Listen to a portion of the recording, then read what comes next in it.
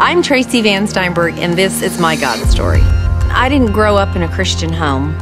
When I got married 18 years ago, we decided as a couple we were going to go to church. So our kids were baptized in church. We went through premarital counseling before the pastor would marry us.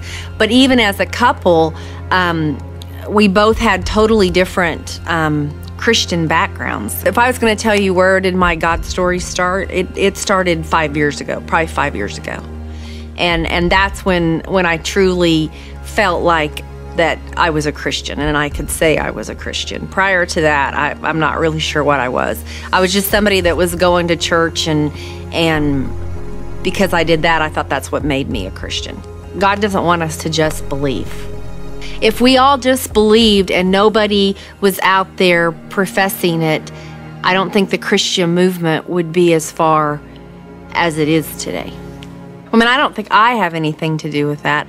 I think that God is working through me that's helping me do that. I'm not just going to go to church. I'm not just going to sit in a pew. I'm not just going to pretend like I'm a Christian. I'm going to go out and I'm going to do things that will allow my light to shine and for me to make a difference and have somebody know that there's something different about me, and ultimately the goal would be that they know that that's because I'm a Christian. Our whole family's faith has grown in the last 8 years, not just mine, but and so my kids really were an example before I was. And so I think probably the biggest dynamic to that is experiencing how each person in our family's faith has grown and what we learn about them, and that no matter what road our kids take or what mistakes they make, that we always have that foundation to come back to as a family. And for me, not growing up in that kind of an environment, that's just a blessing. And when I think about that, it makes me realize that the only reason that that's there is because of the power of Jesus. I think that's why I get excited and I get passionate, is because I know what's happened in the last 5 years, and I can't wait to see what's going to happen in the next 5, 10, 15, wherever. He's taken away some of that fear.